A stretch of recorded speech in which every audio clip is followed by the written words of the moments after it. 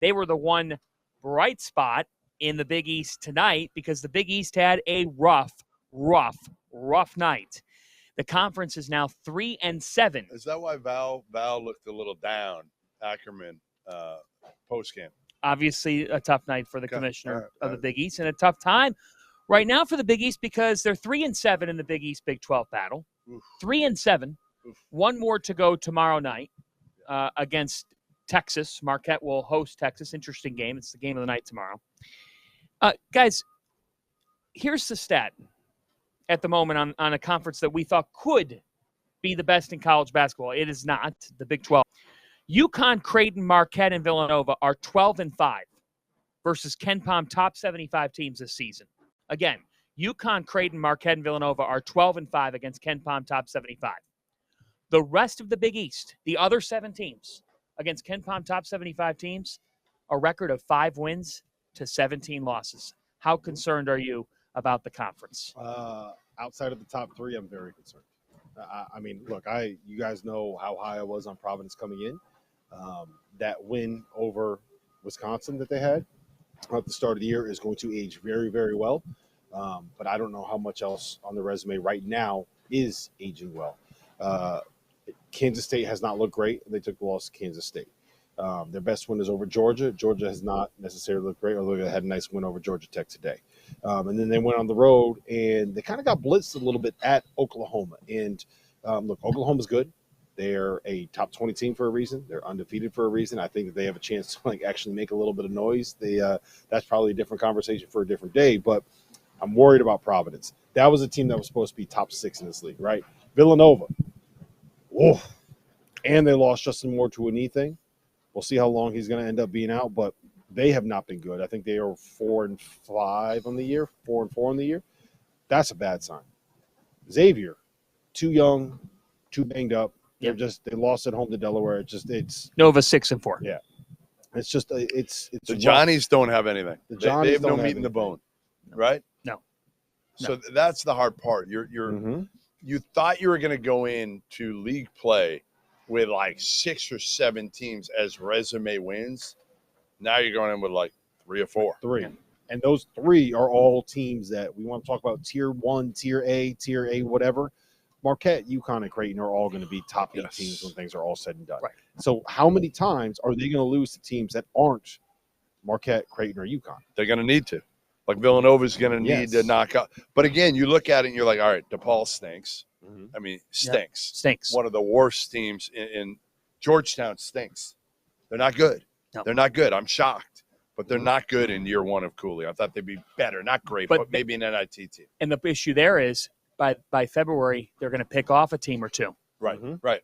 Because they almost picked off TCU. Yeah, not that TCU show me anything. I mean, they have not. About the worst non-conference schedule to date of any team. I think to your point. Seton Hall's not very good. No. So you're talking about, and again, Xavier's not very good. They're not very good. They're not probably. I'd be surprised if they're a tournament team. They're 4-5 right now. They've lost to Oakland and Delaware. That's what I'm saying. They're not going to be a tournament team. I mean, it's and Sean. Look, I don't. But that's the problem. That's the problem is they're not a tournament team. Sean, and he's got a bunch of freshmen that are going to get better. Sure. And you know what they're going to do? They're going to end up beating someone like a Providence, on the like bubble. A Villanova that's on the bubble, and that's going to be something that weighs down their resume. So could this be a 4-bid league? Yeah. I think that you think it's a 4-bid Big East. I still think that you set the line at 5.5, and I still think that they got a chance. We haven't talked about Butler very much on the show. Butler, I'm not sure if I buy in yet. I'm leaning towards them being like top 50 good. I think that they're top 50 good. And if they're top 50 good, you got a chance to be able to win enough games to get to the tournament. Here's the thing with Butler, okay? He's scheduled pretty smart. Yes.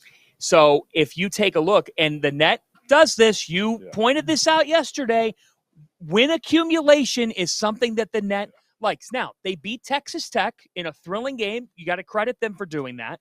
They took 2 of 3 down in Orlando. They beat Boise State and Penn State, but they didn't lose to those teams. Right. And they only lost to FAU by 5 points. Yeah, we just don't know if Penn State, Boise State, or Texas Tech are any of those actual NCAA tournament teams. Boise State will be close. Right. I'm not buying Texas Tech and Penn State. That's what I'm saying. Road's got some stuff. Right. So like again, Butler, we'll see. They're a wait and see. Do you think that Villanova will miss the NCAA tournament? Yes. Yeah, I just honestly, they don't have a point guard. They don't have a point guard. They don't have a point guard, and they just lost Justin Moore. So here's how I see it then, and tell me if I'm wrong. I think you've got the 3 teams at the top that are firmly at the top. Other leagues don't necessarily have a 3 that are that strong. You got to fill out the field too, guys. You got to fill out the field. Right. So then for me, that's why Providence still blew out Wisconsin. Right. Like they lost to Oklahoma on the road. They're going to make it. As long as Providence doesn't have like an atrocious conference slate, they'll make it. That win over, they're going to have like a 20-point Can Rick win Pitino finish in the top? That's it. 4. If you look at what they've done, if he finished in the top 4, trust me, they're going to put him in. Yeah, but if Chris Smullen got in the first 4. But if you look at what St. John's has actually done, like they lost, they don't have horrible. They've lost to two top 75 teams. Yeah. They beat Utah, who's actually going to end up being pretty good. They're like top 40 in most of the metrics right now, right? So it's not like we're sitting here and they've dropped a bunch of bye games. No, in an 11-team league, your goal should be to get about 5 or 6 bids. I think there's a 3 that's very strong, and I think there'll be 2 teams that pick off 1 or 2 of those top teams, and they get in. They'll get 5 in. Right. And it comes down to probably St. John's, Butler, Providence, and I guess Villanova, because you never know if they could go on a run. It's those four. Two teams. There's got to be separation, and again, there should be with DePaul, with Georgetown, with some of those teams, Seton Hall at the bottom. But that's the funky thing with net, and I don't want to go down a rabbit hole, but it does feel like St. John's. You just said it. I agree with everything. They beat Utah on a neutral. Utah's metrics are screwed up too. St. John's has Boston College, Fordham, and Hofstra left on their non-conference and Sacred Heart. But it's like it feels like the net likes 11-2. Yeah, I think if you beat those teams bad enough, early in the season it does, and then it'll kind of like we can't right now. We can't look at the net and really evaluate. It's just too early. But I know that, but I could tell you right now, talking with people downstairs tonight, that like a Dan Gavitt and people around the sport say, this like UConn. What does UConn do? They either play great or they play absolute horrendous teams, and what do they win by? 100, 400, yeah. Right. There's something to be said about that. You can't play the system. Iowa State is the perfect example right now. I mean, they're like 11 or 12 in the net, and they really haven't beaten anybody, but they're beating the hell out of everybody they play, these low-level teams.